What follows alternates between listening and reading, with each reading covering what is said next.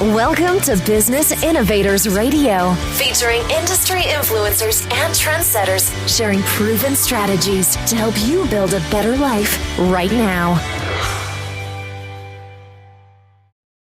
Well, hello and welcome to this episode of our program. This is Mike Saunders with Marketing Huddle, and today we have with us Don Preisser with Colorado Luxury Homes. Welcome to the program, Don. Well, thank you, Mike.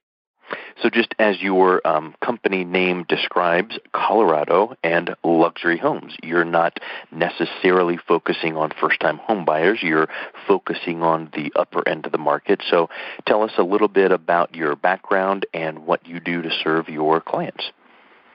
I started out, I worked in corporate for about 25 years and then got into the real estate business as an investor.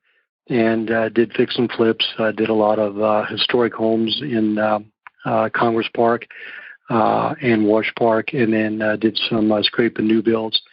So I have quite a bit of experience on the investor side, and also working with clients if they want to buy fix and flips. You know what to look for, and how to purchase them, especially in this market, and then also scrapes and new builds. I did get my license back in 2006, and started selling to the public, with working with buyers and also sellers. Now, on the luxury homes, everyone loves to do luxury homes because the clients, it's a higher price point. Clients generally know what they're looking for, and the areas that they want to live in. So you're not showing them a lot of properties, especially if they're located here in Colorado. If you do get out-of-state buyers, then they're wanting to see the whole area, so you'll spend a lot more time with them. But I also do, as many luxury buyers or realtors, they actually go down to the $200,000 level also. So I'm willing to work with all clients at all prices.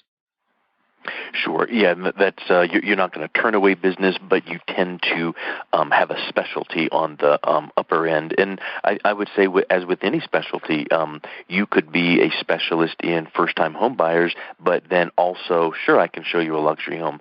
But I think that your wheelhouse and your area of expertise really comes in when someone that's looking for that upper-end luxury home would be able to rely on your knowledge and background, and doing just so many transactions in that upper end, you would have a little bit of a leg up on the competition that just does everything for all people.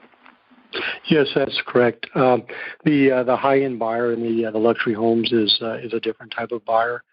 As of course they're professionals. A lot of times they can afford to purchase a property in cash. They like the beautiful homes with the high-end finishes. Sometimes they prefer to have a swimming pool and everything that goes with it. They like workout equipment, have a special room for gyms, theaters, large room in the basement usually for theaters. Some people like to have a lot of garage space because a lot of them will have mini cars that they usually drive, or specialty cars that they love to tinker on. So I would suspect that most of the higher-end luxury buyers already have a home they're living in, so they're looking to move up. So with that thought in mind, why should they consider to make that move now? If they're already in a home, what would be that motivating factor for doing it now? Well, the high-end market, a lot of people say luxury homes are $500,000 and above, and I actually believe luxury markets start around $2 million. So the high-end market during the 2008 crash up into about 2012 was the market that probably took the hardest hit of all markets. It's recovering and it's done very well, but I don't believe it's still anywhere near the 2006, 2007 level. So there's great buys. There's still good buys on beautiful luxury homes. Yeah, so you're going to get, more bang for your buck now, and then as that segment of the market continues to catch up in the recovery, then maybe you're paying dollar for dollar down the road, but now you might be getting a little bit more bang for your buck. So that would be a motivating factor. And then you mentioned the kind of the crash of the bubble. Is that going to happen again in the Denver metro area? What are some of the factors that you're seeing out there that would kind of lend to, upcoming buyers that were stable and were moving in the right direction?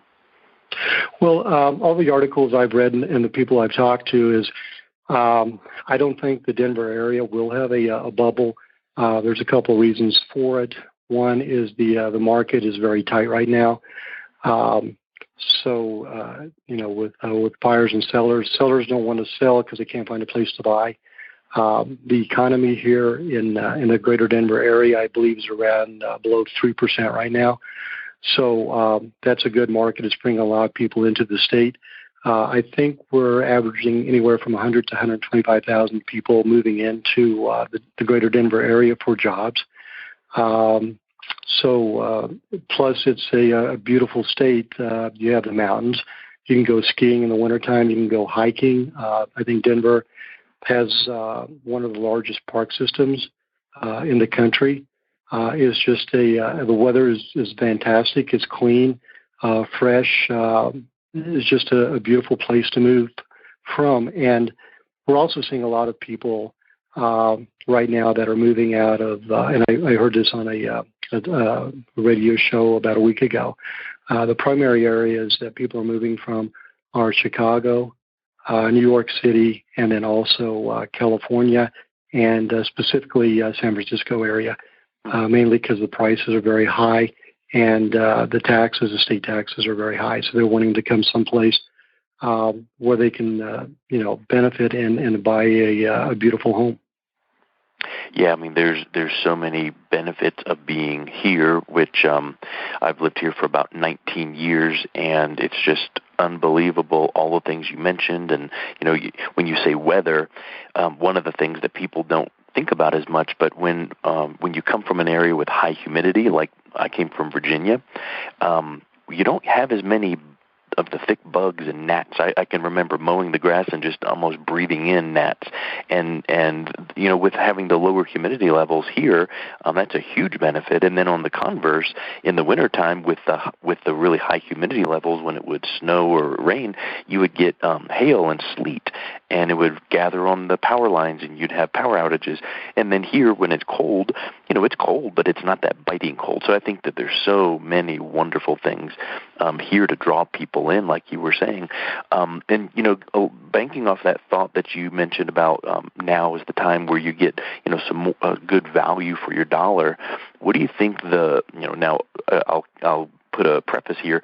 You cannot guarantee and you do not know where rates will go, but what is your feel on what the interest rates will do for people that need to get a mortgage?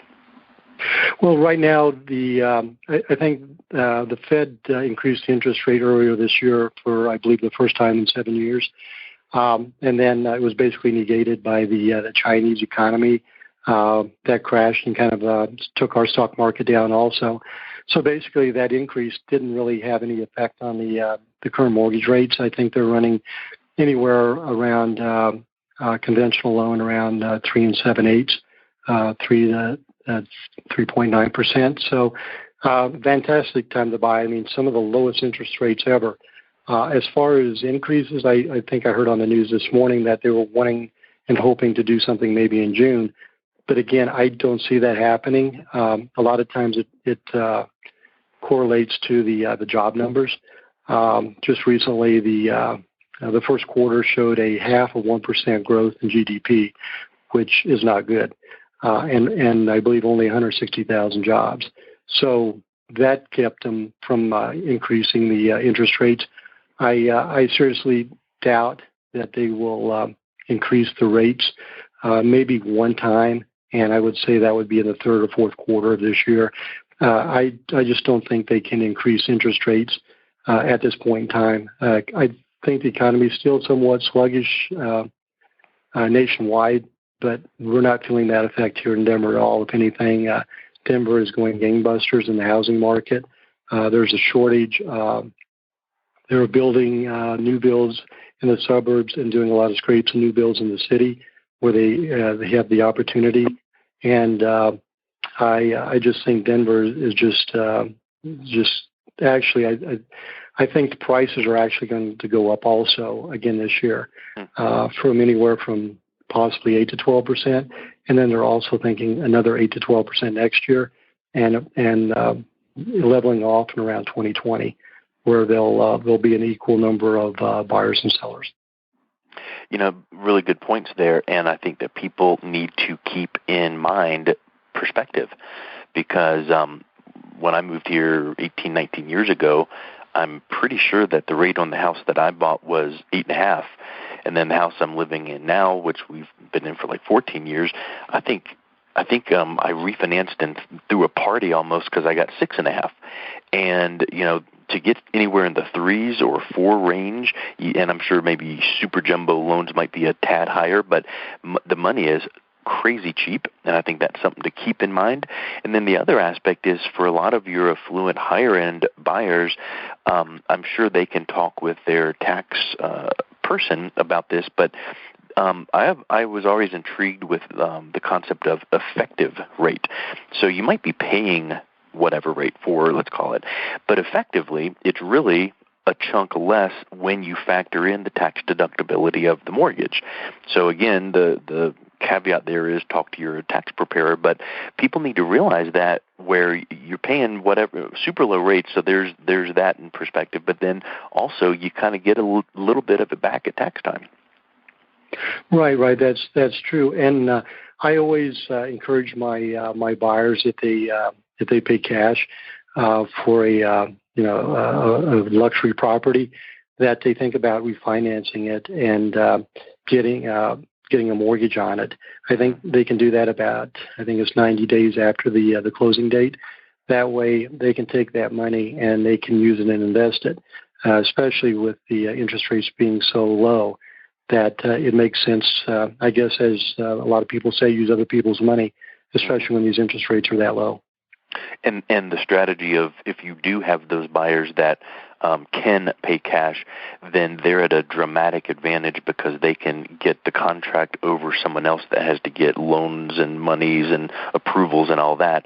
So you come in with cash and you get the deal, and maybe even a way better deal than the person needing a loan. And then, sure, if it makes sense, and what I would say is how much, and this would be what you would advise to your client, get with your financial advisor to get a good, safe amount. You don't want to refinance it all the way up to just a huge amount, but what if you refinanced half of the value of the house, as an example, and use that money in a wise, safe investment where it could actually pay you some dividends or rate of return, and then when you do pay your mortgage, people that could pay for a huge amount of house with cash, they can afford a payment, well, then that's where some tax advantages kick in. So I think that's a wonderful thought, but just keeping in mind that you always have to have great precautions, keep as much equity in your house as you can, and just be super safe. But yeah, that makes a whole lot of sense.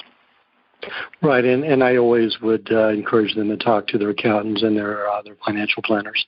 And attorneys, you have to do that just for your fiduciary responsibility to tell them to do that. But then it also is kind of like a collaborative.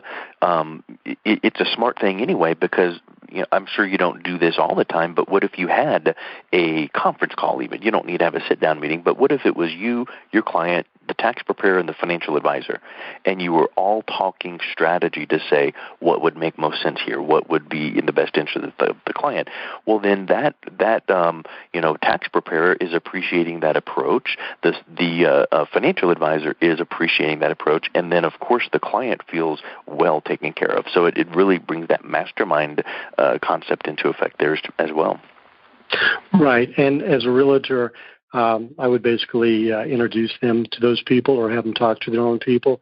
Again, as a realtor, I can't go into areas that I don't have the expertise in. So that's why it's always important to make sure that a realtor would always recommend that they talk to their accountant, their financial planners and attorneys, as we cannot give out any advice that we're not a professional in. Oh, yeah, and it keeps you safe that way, but it also ties in just the expertise of other people. And the same would go for even a home inspection. You might be able to walk through a house with someone and say, this whatever looks like it could be an issue, but of course you can't comment on that. So let's bring in a professional. Let's bring in a home inspector that can really, point out any potential flaws and just make sure that it's a sound house. You might have had the knowledge to bring those professionals in, but again, that client, that buyer is feeling well taken care of because you're coordinating all of these people coming together, these professionals coming together. So regarding buyers and sellers, would some sellers be apprehensive to sell in this market right now? It all depends on what they want to do. If they can find another place that they're comfortable with. Sometimes you'll find people that live in luxury neighborhoods like Cherry Hills Village or Greenwood Village, or even out in some beautiful homes out in Castle Rock and Parker or Boulder or whatever. They may feel that now that their children have left, they want to downsize, so they want to move into to Denver and buy a condo there. So they're close to great restaurants, they're close to theater and sporting events, and they can just stay there. So those are all kinds of opportunities that you have if they want to sell. It's just they may want to go to a different lifestyle.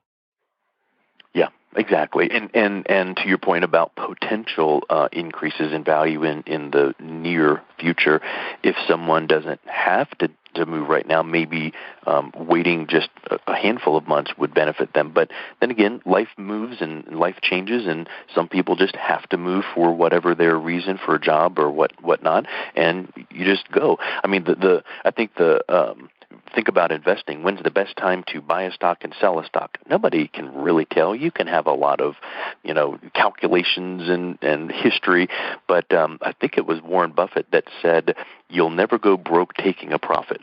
So just do what you need to do. Take your, make your sale and don't look back. So if you sell now, don't look back in 6 months and go, "Oh God, I should have waited," because it could have dropped as well. So that's very true. That's very true.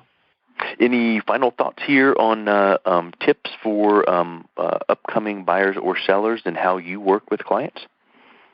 I work with my clients to because I have my professional experience. I'm always looking to find a home in their best interest, something that's their dream home that they're going to love, and that they in a neighborhood that an area that they love. I'm low pressure. I don't try to force anyone into to buy or sell a property. I give them my advice on what I think they should do, and then I let them make that decision. I'm very easy to work with, and again, it's always most important to keep the buyer or seller's interest, because that's the most important thing. Is you want to make their lives happy, and you want them to know that when they purchase a home that it's the right decision that they made, and that they'll be happy with it. Super. So what is the best way for people to get in touch with you to learn more? They can contact me. My phone number is 303-875-9292, or they can email me at don@Colorado's, and that's with an S, luxury homes with an S.com. And or they can go to my website, www.colorados with an S, luxury and homes with an S.com. Super. Well, thank you so much, Don, for your time. Sounds like you have a wonderful business and treat your clients the right way. Well, I appreciate the time you've taken, and look forward to speaking with you again. Sounds good. Thanks for listening to Business Innovators Radio. To hear all episodes featuring leading industry influencers and trendsetters, visit us online at businessinnovatorsradio.com today.